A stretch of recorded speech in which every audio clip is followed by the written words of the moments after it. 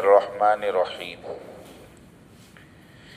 حدیث پاک کا اگلا جملہ یہ ارشاد فرمایا والحیاء شعبۃ من الایمان، یعنی اس حدیث میں حضور نے ایمان کا افضل شعبہ بھی بتایا، ادنا شعبہ بھی بتایا، اس کے بعد ایک جملہ بالکل علیحدہ اور عجیب انداز میں فرمایا کہ حیا بھی ایمان کا ایک حصہ ہے۔ گویا کہ پہلے ایمان کے شعبوں کی دو انتہائیں بیان فرمائی اور فرما دیا کہ باقی تمام شعبے ان دونوں کے درمیان ہیں، لیکن ان تمام شعبوں کا بیان چھوڑ کر صرف ایک شعبہ کہ حیا بھی ایمان کا حصہ ہے خاص طور پہ بیان کرنے سے مقصود یہ ہے کہ جو درمیانی شعبے ہیں ان میں حیا بہت ہی بنیادی اہمیت کا حامل ہے، اس کا دامن نہ چھوڑنا، کیونکہ اگر حیا کا دامن ہاتھ سے چھوٹا تو پھر گناہوں کے سیلاب کا دروازہ کھل جائے گا، پھر بند ٹوٹ جائے گا اور گناہوں کا سیلاب امڑ آئے گا۔ اس لیے خاص طور پر حضور صلی اللہ علیہ وسلم نے جو باتیں ارشاد فرمائی ہیں اس کے بارے میں قرآن کہتا ہے وَمَا يَنْطِقُ عَنِ الْهَوَىٰ إِنْ هُوَ إِلَّا وَحْيٌ يُوحَىٰ، کہ جو بات حضور کی زبان سے نکل رہی ہے وہ آپ کے دل سے نہیں بلکہ اللہ کی طرف سے وحی ہو رہی ہے، اور اس وحی کو حضور اپنے الفاظ میں بیان فرما رہے ہیں۔ اللہ تعالیٰ کو تو معلوم ہی تھا کہ ایمان کے جتنے شعبے ہیں ان میں اصل الاصول چیز کیا ہے، اس اصل الاصول کے بارے میں فرمایا کہ وہ حیا ہے۔ اگر حیا سلامت ہے تو سمجھ لو کہ خیر اور بھلائی ہے، اور حیا کا دامن ہاتھ سے چھوٹ گیا تو بس سمجھو کہ بدی کا دروازہ کھل گیا۔ اسی لیے ایک دوسری حدیث میں حضور نے فرمایا اذا لم تستحی فافعل ما شئت، جب تم سے حیا جاتی رہے تو جو چاہو کرو۔ جب حیا دل سے نکل گئی تو پھر انسان اور جانور میں کوئی فرق نہیں رہا۔ یہ حیا ایک ایسی روک ہے، یہ ایک ایسا بریک ہے جو انسان پر لگا دیا گیا۔ اگر یہ بریک انسان کے اندر موجود ہے تو یہ انسان کو برے کاموں سے، ناجائز امور سے، گناہوں سے روک دیتا ہے، اور اگر حیا نکل گئی تو بات ختم ہو گئی۔ یہ ایسا جملہ ہے کہ اس نے بے شمار انسانوں کی زندگیوں میں انقلاب برپا کیے۔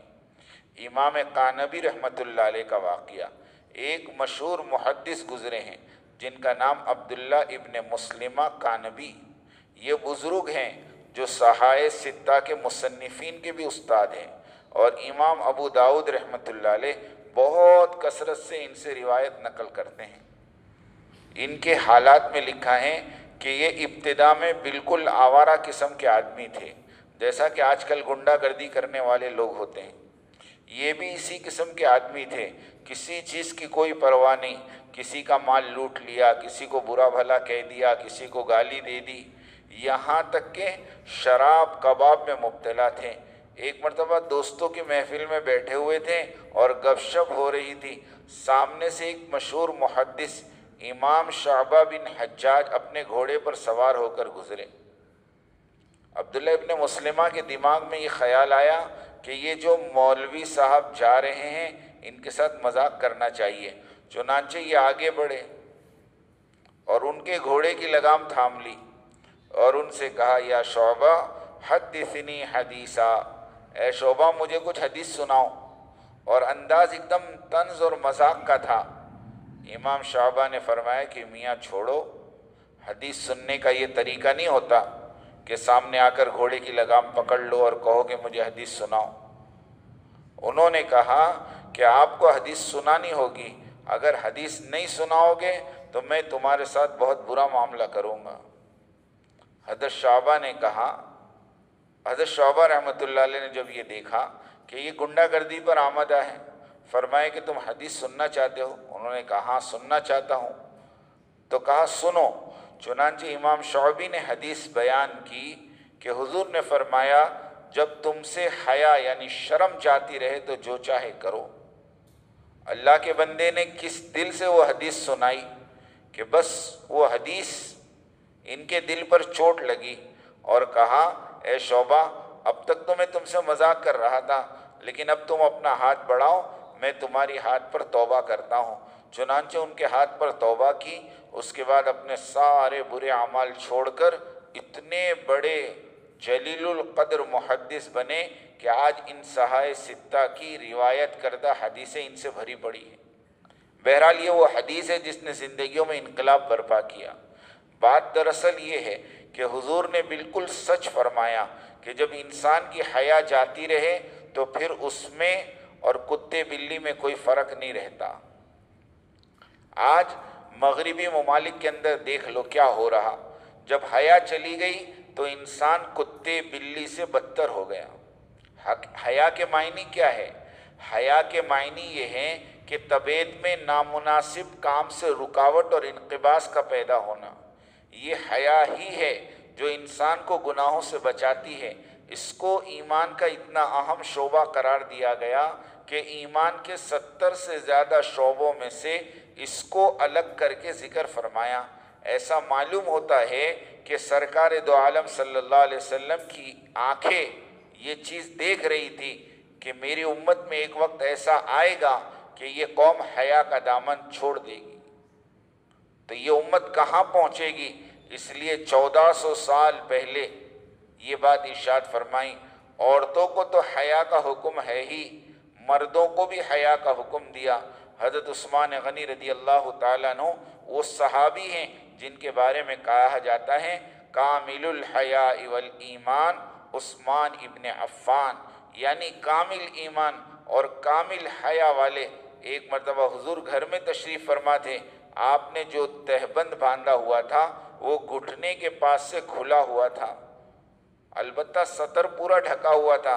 اتنے میں دروازے پر دستک ہوئی، فرمایا کون؟ معلوم ہوا صدیق اکبر۔ آپ اندر آنے کی اجازت دے دی اور آپ اسی حالت میں بیٹھے رہے۔ تھوڑی دیر کے بعد دستک ہوئی، پوچھا کون؟ معلوم ہوا کہ عمر فاروق۔ آپ نے اندر آنے کی اجازت دی اور آپ اسی حالت میں بیٹھے رہے۔ تھوڑی دیر کے بعد پھر دستک ہوئی، پوچھا کون؟ معلوم ہوا کہ حضرت عثمان غنی ہیں۔ تو آپ نے اپنی تہبند کو اچھی طرح ڈھکا اور پھر ان کو اندر بلایا۔ حضرت عائشہ رضی اللہ تعالیٰ عنہ نے سوال کیا، یا رسول اللہ اس کی کیا وجہ؟ جب صدیق اکبر آئے آپ اسی حالت میں بیٹھے رہے، جب عمر فاروق آئے آپ اسی حالت میں بیٹھے رہے، لیکن جب حضرت عثمان غنی آئے تو آپ نے تہبند سے اپنے پورے پاؤں کو ڈھک لیا، اس کی کیا وجہ ہے؟ حضور نے فرمایا عائشہ یہ وہ شخص ہیں جس سے اللہ کے فرشتے بھی حیا کرتے ہیں، تو میں ان سے اس حالت میں کیسے ملتا کہ میرے گھٹنے کا حصہ کھلا ہوا ہو؟ یعنی حیا کہتے ہیں شرم کو، اذا لم تستحی فاصنع ما شئت، کہ جب تیرے اندر شرم ہی ختم ہو جائے نا پھر تجھے جو کرنا ہے کر، کیونکہ انسان کو جو چیز کنٹرول کرتی ہے وہ شرم۔ دیکھو آج ہم لوگ کپڑے پہنے ہوئے، کائی کو کپڑے پہنے بھائی؟ ہمارے اندر شرم ہے کہ نہیں؟ آدمی لنگی پہن کے گھر میں رہتا ہے، لیکن جہاں کوئی مہمان آئے تو فوراً کرتا ڈال لیتا ہے۔ کیوں ڈالتا ہے؟ شرم ہے۔ شرم اور حیا یہ اتنی بڑی چیز ہے۔ اور حضرت عثمان غنی رضی اللہ تعالیٰ عنہ کے بارے میں تو یہ ہے کہ یہ کامل الحیاء والایمان تھے۔ ایسی حیا دنیا میں کسی نے نہیں کی جو حیا حضرت عثمان غنی رضی اللہ تعالیٰ عنہ کی۔ یہاں تک لکھا ہے کہ تنہائی میں نہانے کے لیے بھی کپڑے مشکل سے اتارتے تھے، اور اللہ کے نبی کے ہاتھ پر جو بیعت کی ہے، یہ واقعہ سننے جیسا ہے۔ جس ہاتھ سے اللہ کے نبی کے ہاتھ پر ہاتھ رکھ کر جو بیعت کرتے ہیں نا، کلمہ پڑھتے ہیں، اس ہاتھ کو موت تک کبھی اپنی شرمگاہ پہ نہیں لگایا۔ کیسا ادب ہوگا، کیسی حیا ہوگی، اس سے یہ صحابہ مقام پہ پہنچے۔ ہم لوگ سمجھتے ہیں کہ بس ہم کیسے چاہے ویسے جیے اور اللہ کے صحابہ کی مدد ہمارے ساتھ بھی آ جاوے، تو ایسا تھوڑی ہوتا، ان کی جیسی زندگی بنانی پڑتی ہے۔ اس لیے ہمارے حضرت بھی ایک بات فرماتے ہیں کہ اگر آدمی کے اندر حیا ہوگی نا تو یہ ہر موقع کی حفاظت کرے گا، اور بے حیا ہو جائے گا تو پھر یہ کچھ بھی نہیں سمجھے گا، کچھ بھی نہیں سمجھے گا۔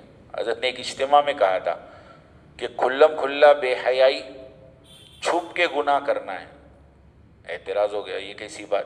کہاں تنہائی میں جو گناہ کرتے ہو نا وہ کھلم کھلا بے حیائی ہے۔ کیوں؟ کہ حیا کا تعلق اصل اللہ سے ہوتا ہے۔ کس سے ہوتا ہے؟ مخلوق سے نہیں ہوتا. اللہ سے حیا ہے تو حیا ہے، مخلوق سے ڈرے اور اللہ سے نہیں ڈرے تو کیا کام کا. حضرت یہ کہنا چاہ رہے کہ ایک آدمی اللہ سے نہیں ڈرتا ہے، تنہائی میں جو چاہے کرتا ہے اور مخلوق کے سامنے دروازہ بند کرتا ہے، تو یہ تو بڑا گنہگار ہے کہ اللہ سے ڈرتا ہے مخلوق سے. تو اصل حیا یہ بھی ہے کہ بندہ اللہ سے حیا کرے.